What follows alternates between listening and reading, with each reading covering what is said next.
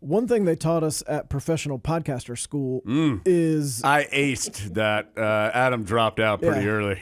That's a habit with me. And so one thing they taught us is that it's very important to engage with your audience and be interactive. So, Jones, I thought of a fun interactive game for today's interview. I'm ready. We have Travis Stephenson with us. So if you'd like to play along in the home version of the game, will it be Jones, Travis, or Adam who cracks first in this interview? That sounds really fun. It's going to be Adam is the answer. Look, I'm the betting favorite, but I've been trying to psych myself up so I can do it. But Travis, you're a competitor in this also, a finely tuned athlete, right. And the only one of us who has actually switched a jumper against Duke in the Smith Center. Right. So thanks very much for being with us. I appreciate the invite. Catch folks up a little bit who are like, wait a second, Travis Stephenson, I know him. How do I know him? How do people know Travis Stephenson? Well, I walked in the basketball museum for the first time in a few years, and Bob was the greeter there. And as soon as I stuck my hand out, he said, "I remember you." I was like, "That's amazing." It's been 30-something years. I love this place. Yeah, I know it. But, it's been a few years here back 3 decades ago. And it's fun to come back. I've stayed in eastern North Carolina since leaving UNC in 93. Wife, daughter, 2 hours from here, and get back every chance we get. Of course, Travis, a member of that 1993 national championship team, my favorite team in Tar Heel history, only because Travis was on it, honestly, was the main reason why. No, Travis, before we get to some more serious topics, I do want to talk about that team and that year. Just what does that memory mean to you? What did that team mean to you? What did that experience mean to you? My perspective is, over the years, I've had several chances to tell the story. And my perspective of, I was the only walk-on on that 93 team. And I was playing with a host of McDonald's All-Americans and future NBA players. And I went from being a fan to a teammate. So I think that's good and it's bad. I think the beauty of it is that I just had such a unique fan perspective to it. It's like, imagine going from the stands to the bench and then going on the bench to a Final Four and part of a national championship team. So it's so much fun, whether it's 10, 20, recently 30-year anniversaries, and we get back together. They talk about the Carolina family. It's talked about a lot. Eric talked about it recently in a video, and you guys are close enough, and a lot of fans are close enough, that you kind of get it, right? When you're around it for years or decades, you get it. But when you live and breathe it and are a member of that inner circle, it's just it's a gift. I treasure it. Be catching up with a lot of friends over the coming days. We'll relive a lot of the fun stories. It's something I guard a little bit. I don't come back to Chapel as much as I should, because I took those memories and just those unbelievable experiences. Winning a national championship obviously is a big cherry on top of all that. But playing for Coach Smith and meeting the guys and the managers and the secretaries and just building this unbelievable experience. But sometimes not coming back all the time keeps that more special for me. It's almost like it never gets mundane or old because it's always fresh. Just like seeing you guys or walking through the museum or coming to the Smith Center or coming for camp, Eric's Father's Day camp. It always stays fresh. So it's never gotten stale for me. I can go back in time as soon as I pull on the Manning Drive, right? Or as soon as I pull in the back parking lot. And you can't, I wish I could bottle it up and let people experience it, especially from my eyes as a walk-on, right? Playing for that coach with those guys.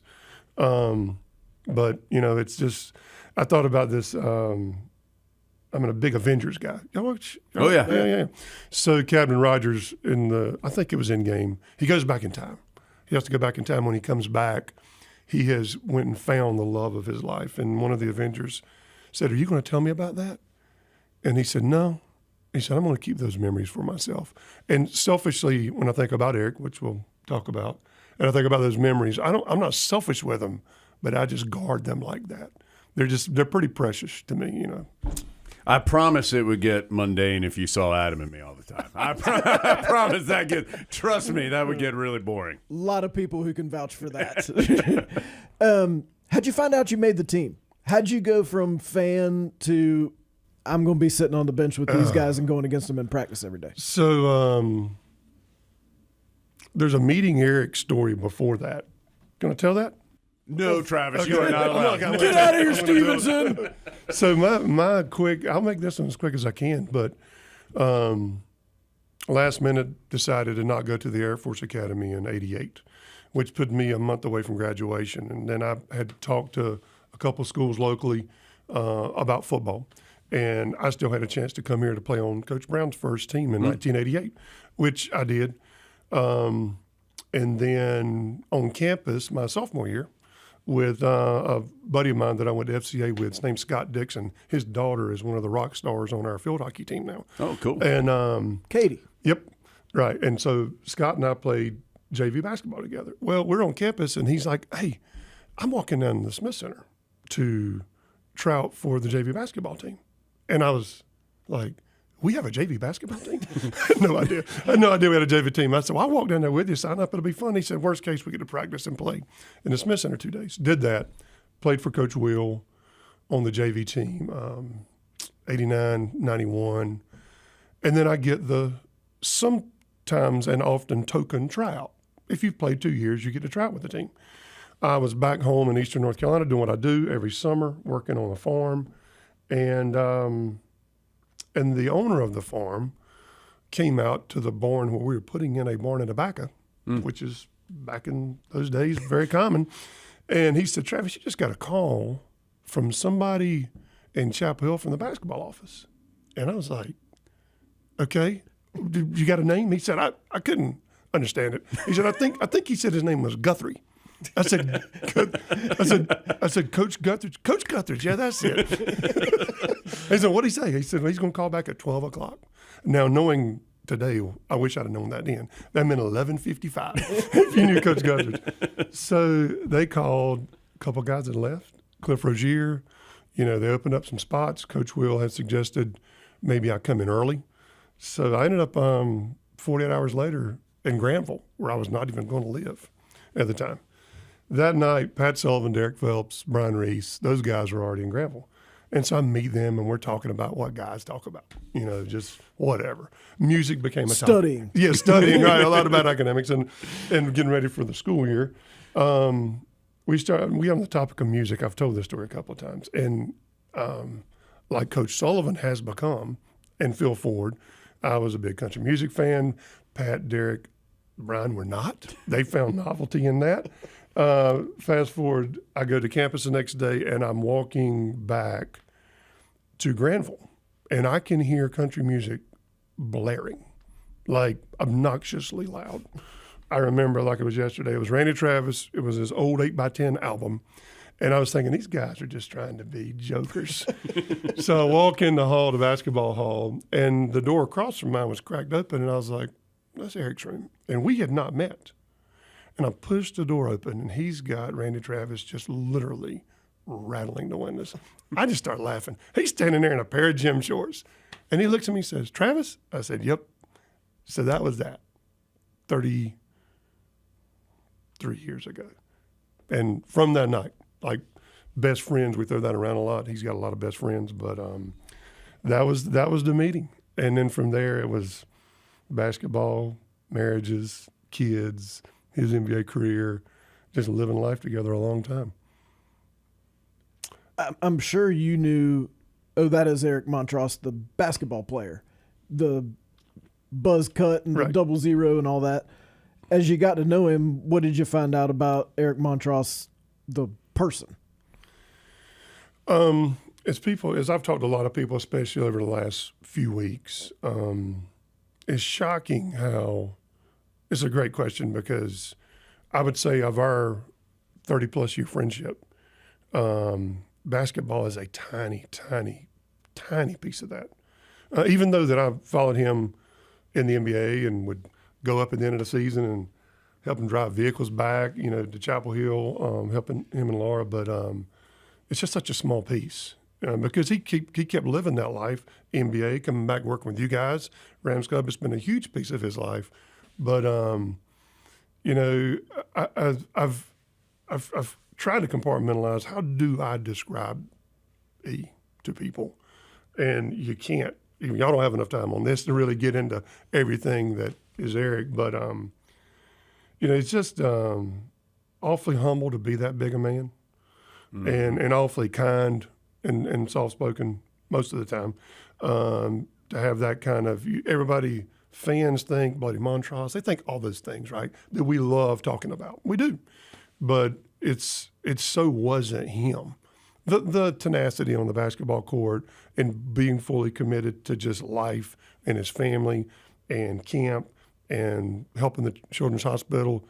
He's all in, but demeanor-wise, I was having lunch a few years ago, and I've thought about this a lot recently with Eddie Smith. Really close friend of Eric and Laura's, the Smith family and the Montrosses have gotten really close. And I live literally 10 minutes from Eddie. And we were eating lunch, and it came up, and Eddie just in his own way said, Travis, he's one of the sweetest men I've ever met. And I paused for a minute, and I went, and in my head, I'm thinking, I have a lot of respect for Eddie. I'm going, what? If you're going to lead with that, is that what you lead with? I got a lot more adjectives we can go with before sweet. But that really is. I mean, he's just a sweet guy. And you watch him with kids, how a guy of his size gets down on kids' level. That's the reason kids love him. Like my daughter loves him. All kids do. He makes it, he's not some intimidating person. People like that, kids usually turn around and run the other way. Kids will tell you a lot about people, I think. And, that's just one of those other attributes. I mean, kids think and love him. Kids at camp, even though that they weren't even thought about when Eric was playing. They don't know any of that part of his legacy. But once they meet him, and I'm sure dads and moms have paved the way for those introductions. But kids love him, and that's it says a lot. What can you tell us about the camp and what it has been able to accomplish? I know you've been a part of it a bunch in the past.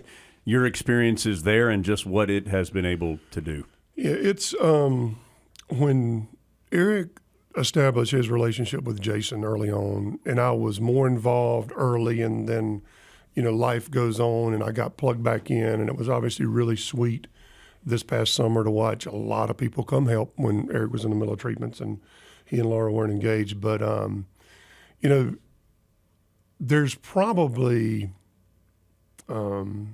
larger scale things that Eric and Laura could have done with their time, meaning call on more people and probably raise more money, even though they've raised a lot for the Children's Hospital. But what mattered, I think, to Eric and Laura was a reason, and Jason was the catalyst for that reason. And the more that, when we were in school, we visited the Children's Hospital a lot. They still do that. A lot of people still do that. That's a legacy thing that is really cool. Eric went. Coach Smith would encourage and suggest it. Eric would go of his own accord. I mean, and as he developed relationships, it was pretty neat. But to watch that manifest itself into camp and the money raised for the Children's Hospital, and the community that's built. Because it is about the money for the Children's Hospital. I think it's also about the legacy of camp and the coaches and the dads and the volunteers and the sprawling that has happened just in people wanting to do good things. And camp was the thing. When they watched what Eric and Laura and the kids did with it, I think, and I don't want to jump into a legacy thing, but that's been the cool part. Raised a lot of money for the Children's Hospital, unbelievable cause. but the community that has come out of that. And you talk to people that have an affiliation with camp at all, volunteer, a dad, they just come pay their money, but they all feel invested, and they don't leave just having a cool experience with some of the girls and boys current players and seeing some old. They leave feeling like they're a part of the Father's Day camp and then connected to the Children's Hospital. So it's a lot more than a day and a half in the Smith Center. As we've been thinking about kind of how to talk about Eric, one of the challenges has been there's so many different groups that consider him part of their group. Like there's the basketball group, but then there's the hospital group, and there's just all these different groups. What do you think enabled him to fit in so well in so many different places with so many different types of people? I mean, it's funny, we haven't talked about this, but that's been a big part of conversations the last few weeks as the examples wouldn't stop. It's like when he was with the Mavericks, he befriended a buddy of mine now, Todd Clement, an attorney, and he just met him in that environment, and then we ended up fishing together in Mexico, and Michael Bradley, who he played with, and that part, I just have to start by saying my favorite probably attribute of any person, and something I work on a lot and try to be better at, is just be authentic. Be what you are. Don't try to be what you're not. If you can't be good at what you are, you'll never be good at trying to be somebody else. And Eric was, you guys know this, as authentic as it comes. Big grits. That's so funny. We need to get back to that because I still don't. I got to go back to the origin of that again. But he's as authentic a person as I've ever met, and I will say he was a little bit predisposed with his physical prowess and basketball ability, where basketball was going to be his vehicle to accomplishing really cool stuff outside of basketball, but it wouldn't have mattered. I think it just. He's got a spirit and an authenticity that he was going to do something great. Just happened to be through the vehicle of basketball. That's all. Excellent student at Carolina, much better than me. And I didn't drag him down too much, with fishing trips. But no, I think it's his just true authentic nature and that humbleness we talked about a little bit, and he would make any person, even some of those that are interrupting a meal or grabbing him from behind on Franklin Street or meeting them in whatever environment, he'd just make them. He made people feel better. He made people feel better. And I will tell you, it's like I can vaguely remember when I met you guys. Maybe we just kind of knew each other over the years. Thousands of people, if not tens of thousands, will be able to recount the day they met him. Not just because, I'm telling you, it's not just because he was a well-known basketball player. He is that engaging and thoughtful, and they can tell you when and how and what he said and how they took the picture. And I don't think that was just the famous part. I think that was his just being genuine and invested in people. And that's the reason that not only do you have all these clusters and buckets of their network, when I talk about the family, whether it's Carolina and Indiana and Eastern North Carolina and even the group here that was post-Carolina, but every one of them have people that call him close friends. We've been in that a lot, best friends, and a lot of people that know our history. And like you've got family, acquaintances, friends, close friends, and maybe if you're blessed in life, you got a best friend or two along the way. I tell you, Eric's probably the difference is he's got a lot of close friends and he's got a ton of best buds. You know what I mean? It's just because of everything we just talked about. It's just that's the way he made people feel, and it's really takes a lot because to do that is can be exhausting. I think for guys like Eric, because you invest so much into people, and his wife and kids, I think always knew that was part of what he was, because you've got a finite amount of yourself to invest in people. That's it.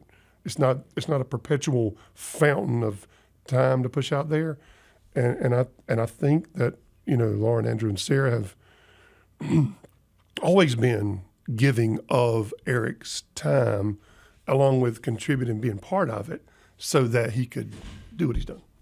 We definitely felt that in Indiana. I mean, it's crazy when you go back and how many people wrecked. I mean, John Wallace at Syracuse. Remember when he got his jersey retired? He called out Eric because he saw him there.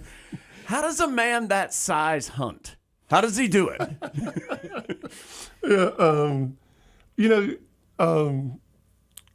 Well, trees are good, right? Trees are good. Trees are good. Yeah, but there's no redwoods in North Carolina. We were on an outdoor excursion, I'll put it that way, in Iowa several years ago, and we got ourselves caught in a situation where we needed to be still really, really quick, just really quick. There were some turkeys, and we just didn't want to scare them. And a good buddy of mine and a good friend of Eric's over the past 10 years, Clay Griffin, he's down east with me. His first experience with Eric, and he said, "Travis, get down." And he looked at Eric. He said, "Just stand still." He said, "Stand still. Don't move." Yeah, but we have obviously had some good times in the outdoors. It goes back to, 91, and we figured out we had that common outdoor kind of just love of just being outside, and we found King Creek Reservoir on the map, which is, outside of town here. And I said, man, we need to go check that place out. Maybe a good place to fish. And they actually let you fish and rent boats, but it was shut down the day we're there. And we drive around back of the lake, and there's one house with a dock, and it's got some boats. And this is good. And I said, let's go knock on the door. And I'm thinking to myself, okay, this is Eric's heyday. I got a 50-50 chance. I'm going to drag Eric up there. He's going to know him. If he's a Duke fan, we're out. And we met the lake warden, and we spent a lot of time out there. After class, before practice, many a time flying back to the Smith Center on his K5 Blazer to make it. But which that lake and that dock was a special place for us later on. And I'm not going to tell the story, but Laura got her diamond when they got engaged on that dock. And that's the kind of Eric's really things, and not things, places matter to him. Places matter to him. But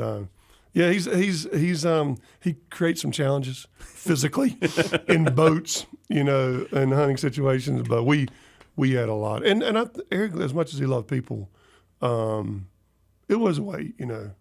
Everybody like that, I assume, loves a little bit of away time, and he was a big nature guy. Just loved being outside. Loved being on a tractor. Mm-hmm. Just loved doing this thing out in the woods, enjoying nature. And I know that their families have taken a lot of cool trips. And that's, a big part of our relationship over 30 years. I remember when 9 months ago or so, when he called and said, "This is going to come out. I want to let you know." And so my wife and I went over there, and I was really worried about it. And we sat down, we talked to he and Laura, and then I remember leaving and saying to my wife, "Oh, well, it's no problem, because Eric said he was going to destroy this, and that is what will occur." Yep. It never really crossed my mind that anything other than that would happen. What's it been like for you these last 9 months this is your friend. It's not Eric Montross, it's your friend. To watch your friend have to do this, and you can't fix it. Yeah. That's right. It's number one, I'm just one of many, just like you guys, right? They would just, when some people say, "Let me know if I can help." People say that all the time. "Call me if you need me, Adam," right? Well, Eric's friends, they meant that. And we would all do anything we could. But then, like you said, unbelievable care that Eric was receiving, and he's never failed at accomplishing or doing anything he set his mind to. And during the process, never quit. And so it's like it's helpful to know that he did what he's always done in his 52 years, and that is just whatever's in front of him. He did it extremely well. Didn't matter if it was ball or family or friendships, fundraising. And it's no different here because he didn't fail here. He did his part. And at the end, our flesh and bones and human bodies just sometimes don't work. And it's, as I've had some really neat conversations with people, and one of the my brother-in-law actually said over Christmas, he said, Travis said, somebody told me one time that in life, and there is battles, right? We were talking about, just the good and the bad of life and the ups and the downs. And he said, sometimes good warriors die. And he used that word not about Eric. He was using it in a different context. But I thought how fitting, right? Sometimes just great warriors still die, physically, flesh and bones. And getting into the fact that legacy, right? We all hope we leave some thumbprint or trace of our life on earth when we're gone. And I look for things to get excited about, right? And one of the few I do is just knowing how valuable, his legacy and the impact that he and his family have had. And that's not stopping anytime soon. It's not stopping anytime soon. But, there were some unbelievably beautiful moments since the spring. Unbelievably beautiful.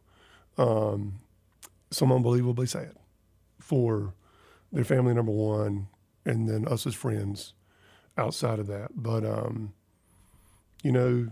there's this, where do we go from here, right? And I'm not jumping to the end of the cast, but that's part of what everybody's got to figure out is it is what it is, and what has happened, it's behind us. And there'll be no filling that hole, physically, figuratively, literally. There'll be none of that. There's no next man up, not on this one, because there's not another one like he. But as a group and as a community and as a network of friends and his family, the way we move forward is a little bit more from everybody, right? Everybody's got to do a little bit more. And that's the way we kind of don't, that the community and the big picture doesn't miss him as much. Because that's, when I think about Eric being gone and I get past my selfish missing him, I'm thinking about, gosh, that's a big hole for a lot of people and a lot of things in the hospital and whatever. And I hope everybody will have to figure this out, and I'm still figuring it out for myself. I hope that everybody steps up a little bit, because it's going to take it all to kind of fill that missing, thing. See, Travis didn't go to the podcast school because I still have questions to ask, and he just provided the perfect ending No.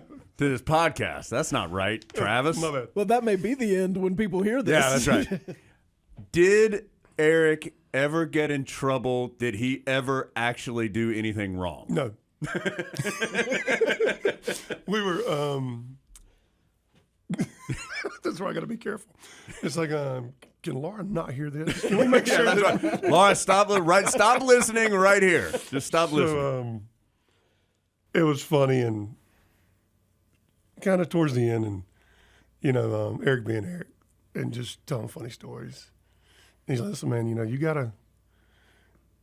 we've had a lot of fun, and that stuff needs to be shared and whatever. I said, okay, so, so let me just mention a couple, because this will help me figure out my baseline, right? I said, can I tell him the one about Granville about that? He said, oh, no, you cannot tell that story. I said, but I'm telling you, I said, absolutely, statute of limitations, it's way gone. It'll be fine. But, he's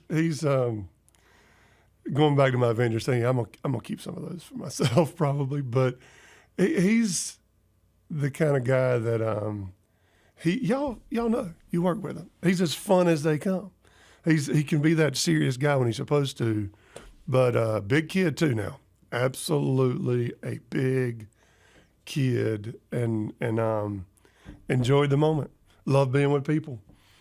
For our when we talk about all the groups, right? And I think about the kind of old school Indiana, because we're still very entangled with high school buddies of his. Mm-hmm. You know, someone went to Ball State, Purdue, whatever. They started coming to spring break here in the 90s, and we've been living life with that group for 30 years too. A lot of them living here, weddings, kids. You think all of it. spring break's better here than at Ball State? We tell that story a lot. Which I get. It's just like, the guys from Duke coming over to Franklin Street on the weekends instead of staying in Durham. It's a better place to be. Okay, Jones asked about hunting. I got to ask about fishing, because for people who don't know, Travis is an accomplished fisherman. Oh, yeah. Who has won the Big Rock, which is a big deal down in Morehead City. I got to think there's some really good Travis and Eric fishing stories. Yeah, the funny part is when I mentioned Cane Creek, right? That's where that started for us. He was interested and fished a little bit, and from there, we're not world travelers, but Ocracoke and fishing Wallace's Channel and taking boats and staying in places that I would never stay again in my life. To being lucky enough to meet some folks and take a special trip or two to Mexico, and there's tons. There's one. That's another story. I don't know if I should tell or not. I kind of got us in trouble one time because I accidentally invited some of the guys on a fishing trip that we had graduated and they hadn't, and everybody had to pay for that trip at the end of the day. But you couldn't just get an NIL deal for that? No kidding. Oh, now that's right. That's off the table anymore. We'll be fine. But funniest fishing story. We were on the Core Banks of Eastern North Carolina, where it's pretty remote. You take a ferry, you get out there, you're there. And I managed to just cut my foot on a large conch shell. And him, of course, Eric's going to have a med kit and steri strips and everything, right? So they get me to the truck and they lift my foot up and they pour a straight out of the cooler cold water on my foot. And I think the shock from that, I went just totally out, passed out. So they thought, I think from the cut on my toe, they thought I was dying.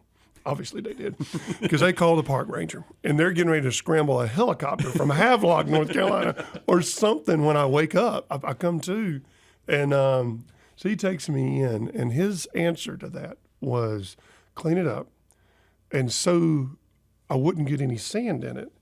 He took a roll of black electrical tape and completely taped up my big toe. It was just one big, solid electrical tape, big toe, but. And there's just a million. We went on this graduating trip in '94. We went fly fishing out in Montana on the Madison River, and I stuck a big fly in the back of my arm with my fly rod because it was windy, and he had to jerk it out of my arm. A lot of these stories are Travis getting into and making a mistake and getting injured. I always wondered why Eric completed that EMT training, and it's starting to make more sense now. Yeah, but I had to walk him through how you loop a line because I couldn't get it out, and you pop it out. It's like you literally just press down on the outlet hook and you pop it out. And but we've got But so far we never lost a man. Never lost a man on a single trip. Everybody made it home every time. They do call Travis Nueve now, which no one's really sure why. Oh gosh. This may be too personal a question. If it is, you say you don't want to answer it. Yeah. What were your final discussions like with him? What were the last things that you guys talked about? It's what I will say is, when I talked about since the spring, a lot of pain, a lot of heartache, and a lot of focus on treatments and doing what he did, but I also said there was some beautiful stuff in there. And I'll say this, there was some I was close enough, there when he was when you can say at the end when you're fortunate enough to be surrounded by family, and there's a tremendous amount of love in the room that you can honestly, you don't have to assume it's there, but you can feel it there. And in my couple opportunities, it was simple. Tell him I loved him. It's like you have, you've made my life better. I hope you have, no regrets. And that's it. I mean, that's all you do. That's all you do. And it was just sweet. It was all sweet and good. And again, there's nothing like when a person has his family surrounding him, and there's nothing but love there, because we will all face that day. There's a first and a last. And if you're fortunate enough at the end to just be surrounded by that kind of love from family first, friends and other people, I think that's as good as it can get. We may not all have the opportunity to win a national championship or to play in the NBA or to raise millions of dollars for things that are important to us. What do you think even the most simple of us can do to be more like Eric? I